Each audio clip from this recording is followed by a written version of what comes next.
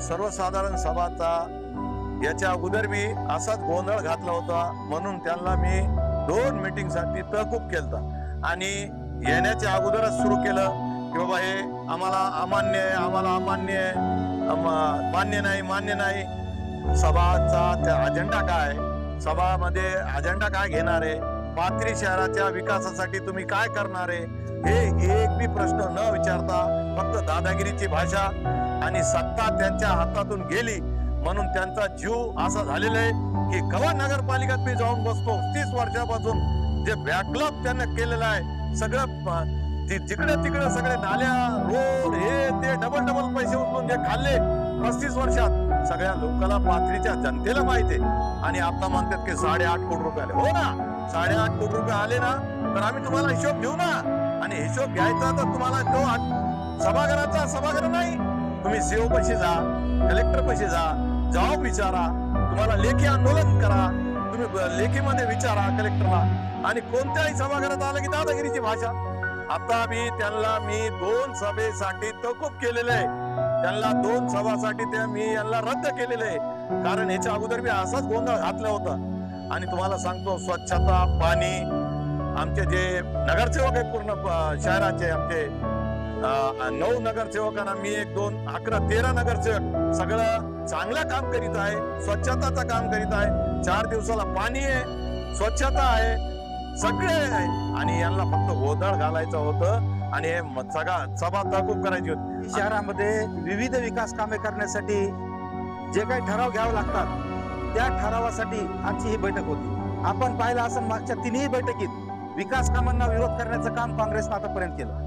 त्यांनी जे विषय पटलावर आहेत ते विषय सोडून दुसरेच विषय अगोदर मांडणं आणि मीटिंग मध्ये गोंधळ घालणं, मीटिंग कशी विस्कळीत होते आणि ठराव कसे पास होणार नाही, हेच काम आतापर्यंत केलं. त्यांनी गेल्या 35 वर्षात जी राजवट आतापर्यंत होती, एक हाती सत्ता होती, ती आणखी त्याच्यातून बाहेर निघाले नाहीत. त्यांच्या आणखी लक्षातच आलं नाही की काय करावं लागतं. आम्ही आमचं सत्ताधारी म्हणून आम्ही आमचं काम करायलो, आम्ही विकास कामं करायलो, पाथरीचा विकास कसा होईल त्या दृष्टिकोनातून नियोजन करायलो आणि आम्हाला विकास करायचा आहे. आणि त्या नियोजनासाठी त्या बैठक आहेत, परंतु त्यांना तो विकास होऊ द्यायचा नाही. म्हणून कुठे काहीतरी गोंधळ घालायचा, काहीतरी लोकांची दिशाभूल करायची आणि ती दिशाभूल करून आपल्या लोकांना पाठिंबा आणखी भेटलं काय पाहायचं. आमचं म्हणणं आहे की आम्ही आमचं काम करीत राहिलो, तुम्ही तुमचं विरोधक म्हणून काम करा. तुम्हाला बघ फार घात त्याच्यामध्ये. त्यांनी आज जो विषय मांडला 8.5 कोटीचा, तो विषय इथला नव्हताच, पटलावरचा नव्हताच. तुम्हाला त्या विषयात काय पाहिजे तर तुम्ही विरोधक म्हणून रिसर्च अध्यक्ष म्हणले तर कलेक्टरकडे जा, शिवकडे जा, माहिती घ्या, हिशोब द्या. आम्ही द्यायला तयार आहेत ना, आम्हाला काहीच अडचण नाही. कारण आम्ही शुद्ध आहेत, पांढरे आहेत, आमच्या अंगावर काही डाग नाहीये. तुम्ही स्वतःसारखं ज्या पद्धतीने 35 वर्ष केलं, तुम्हाला असं वाटलं की आता तसंच चालू आहे की तसं काहीच नाहीये.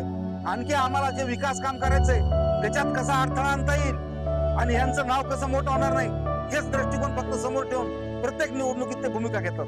आजची सर्वसाधारण सभा होती, अपेक्षित होतं की यांनी या पाथरी शहराच्या विकासासाठी नक्कीच हे मदत करतील, सभागृह चालवण्यासाठी मदत करतील. परंतु आजही विरोध केलेला आहे. आज या लोकांनी कशासाठी विरोध केलेला मी तुमच्या पुढे मांडतो. आजच्या या सर्वसाधारण सभेमध्ये आम्ही विषय ठेवले होते, त्यामध्ये क्रमांक 1चा विषय होता की शासनाकडून प्राप्त होणाऱ्या निधी अंतर्गत शहरातील विविध विकास कामे करणे बाबत. यामध्ये आम्ही सर्वांनी हात उंचावलेले आहेत, परंतु यासाठी काँग्रेसच्या सर्व 12 नगरसेवकांनी याला विरोध केलेला आहे. दुसरा विषय मांडला होता की नगर परिषद अंतर्गत विविध साहित्य खरेदी व सेवाबाबत पंचवार्षिक निविदा, तर यासाठी सुद्धा त्यांनी विरोध केलेला आहे. क्रमांक 3 नगर परिषद आस्थापनेवरील कर्मचारी गट ड पदभरती सर्वसाधारण सभेचा ठराव घेण्याबाबत. यांनी पदभरती अजूनही केलेली नाही. कित्येक कर्मचारी आज त्यांचं आयुष्य दिलं, परंतु ते कुठेही काय नगरपालिकेमध्ये समाविष्ट होऊ शकले नाही, तर याला सुद्धा त्यांनी विरोध केलेला आहे. क्रमांक 4चा विषय होता अग्निशामक विभागाअंतर्गत येणारे अग्निशामक जे वाहन आहे याच्या दुरुस्तीचा विषय होता. यासाठी सुद्धा त्यांनी विरोध केलेला आहे. म्हणजे एकंदरीत पाथरी शहराचे जे विषय मांडले होते त्या सर्वांना त्यांनी विरोध केलेला आहे.